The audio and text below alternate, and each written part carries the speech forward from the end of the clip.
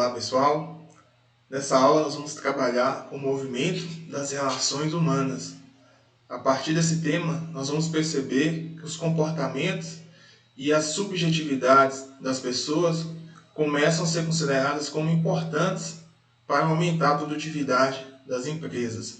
Em 1924, na fábrica da West Electric Company em Alton, Chicago, Estados Unidos, alguns especialistas elaboraram um programa de pesquisa para estudar a iluminação na produtividade.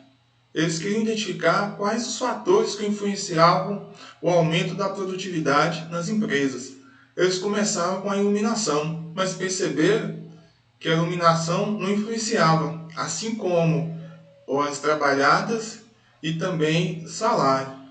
O que influenciava o aumento da produtividade é o sentimento de importância que os trabalhadores sentiam. Se eles se sentiam importantes, eles aumentavam a produtividade.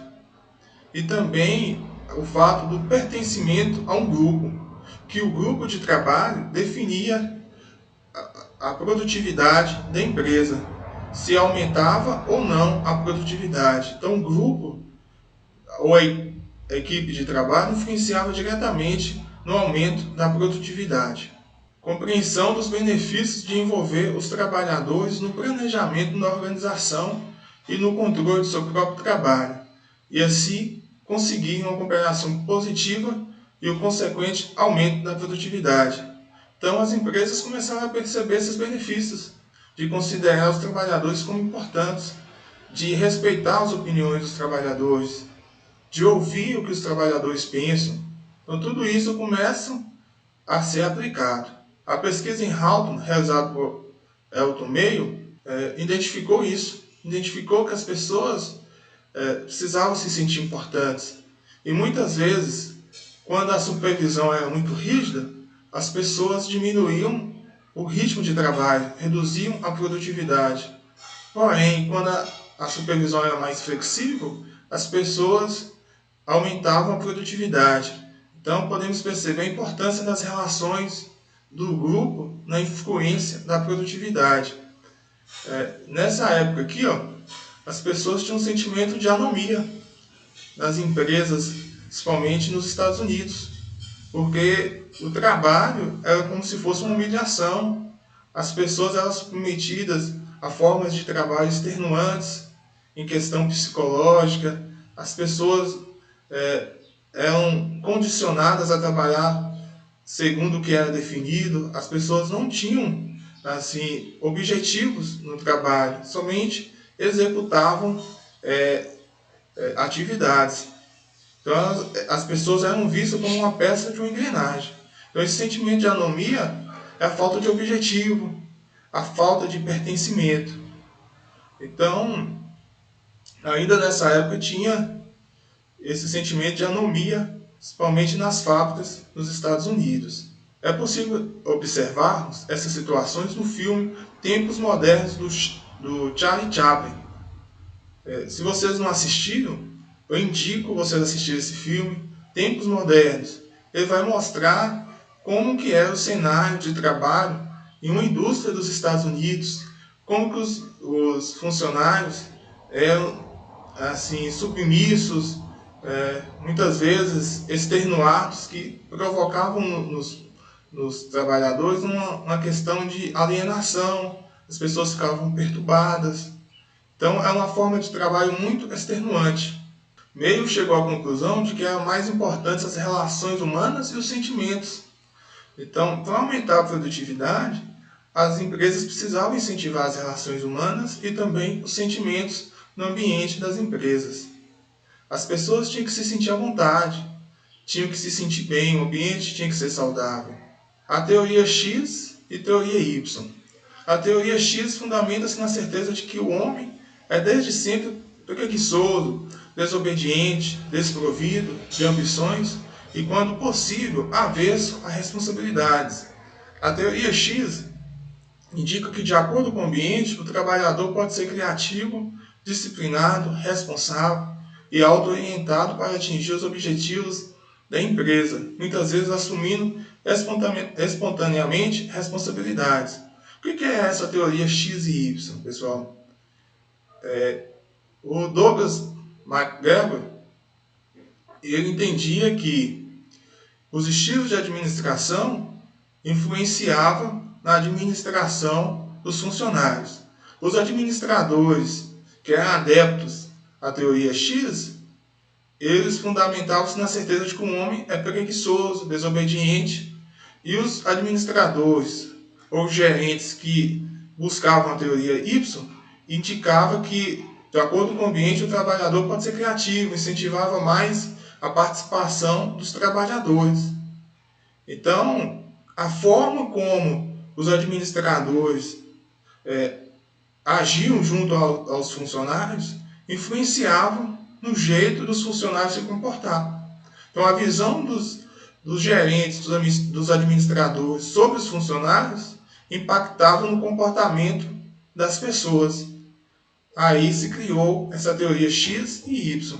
Era mais voltada à forma como os administradores veem os funcionários, impacta diretamente na forma como os funcionários se comportam no ambiente da empresa. A conclusão da pesquisa de McGregor nos mostra que uma efetiva prática para motivar os trabalhadores depende da intervenção na esfera da subjetividade, como reconhecimento do empenho e a disponibilização de meios para a autorrealização. Então aqui é considerar a importância do trabalhador, dos seus comportamentos, das suas subjetividades, é dar valor aos funcionários.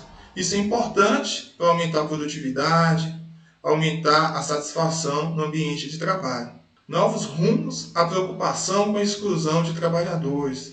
Então as mudanças começaram a partir de algumas manifestações, de algumas mudanças da cultura da época.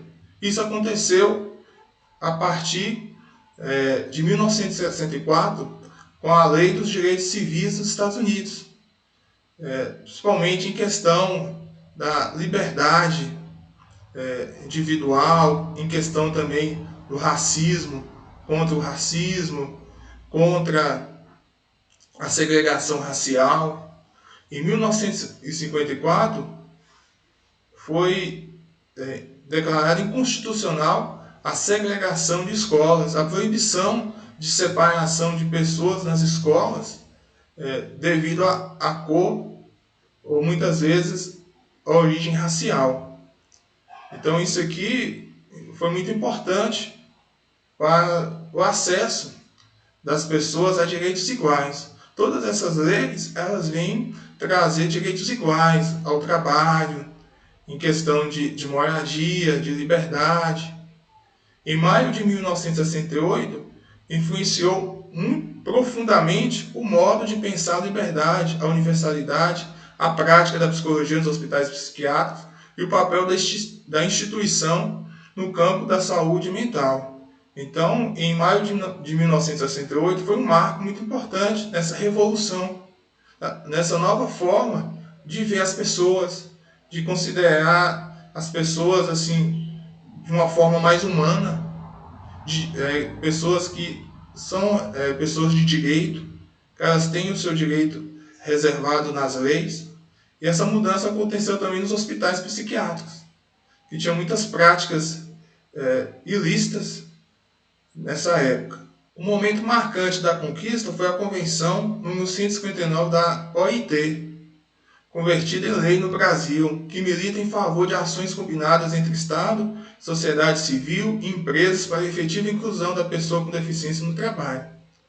Então, aqui as leis estão se modificando para a inclusão de todos. Todos têm direito ao trabalho, inclusive a pessoa com deficiência. No Brasil, desde 1991, o artigo 93 da Lei nº 8.203/91 prevê que a empresa com 100 ou mais empregados está obrigada a preencher de 2% a 5% de seus cargos com beneficiados da Previdência Social reabilitados ou com pessoas com deficiência habilitada. Aqui é a inclusão da pessoa com deficiência, com base na lei, as empresas são obrigadas. Então a gente percebe uma evolução em questão das leis, dos trabalhadores, uma forma de isonomia, de igualdade entre as pessoas. Conclusão, pessoal, para a gente fazer uma reflexão. Qual a importância das relações humanas na psicologia organizacional? A gente pode perceber com a aula de hoje que essa mudança nas relações humanas é fundamental para a compreensão do trabalhador, para os direitos do trabalhador, para considerar a importância do trabalhador no alcance dos objetivos, das metas e dos resultados das empresas. Até a próxima aula, um abraço.